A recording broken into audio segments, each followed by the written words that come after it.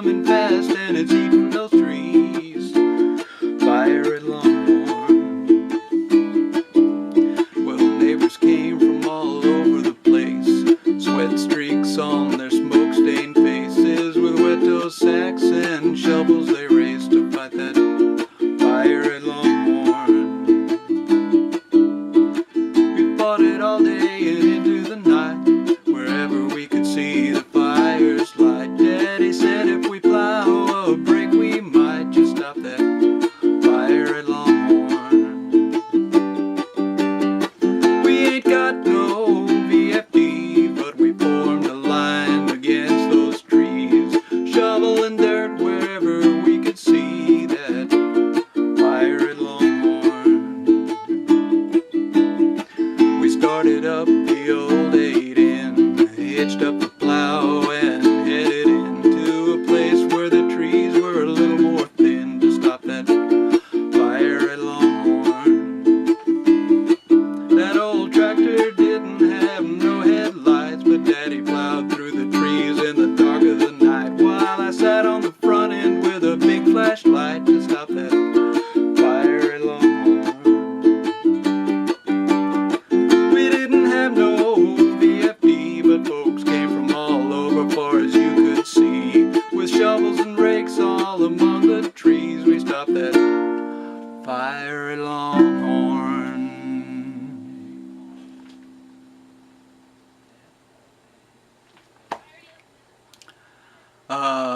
The place where I grew up, the area where I grew up, was called Longhorn Ranches.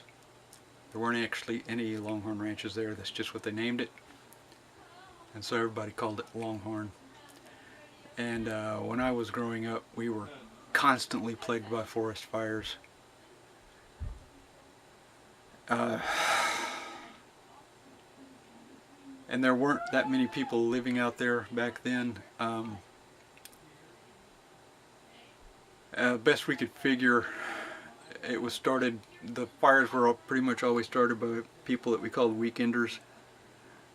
They were people who owned land out there, and they would just come out to spend the weekend in the country, and they would start a fire and not put it out good when they left, and that's where the fires came from. And the nearest volunteer fire department was about 10 miles away, and they often would not dispatch out to where we were because we weren't part of their coverage area. One time they did come out just in time to be told they might as well go home because we had already taken care of it. Now Longhorn has its own VFD. They've got their own fire station, their own fire truck, of course. They've even got a helipad, so they have a place to land air life if they need to. But back then it was just a bunch of people, some relatives, some just people that we didn't know, some people who lived out there all the time, but there weren't very many of us who lived out there all the time back then. And people would just come from all over because the official volunteer fire department wouldn't go out there.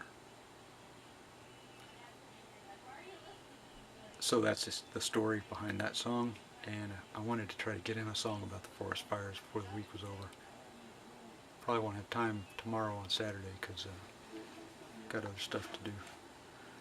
So I whipped that up kind of fast tonight. I know the comments are long, but kept them at the end, so hopefully if you didn't want to hear them, you just skipped them. Thank you very much.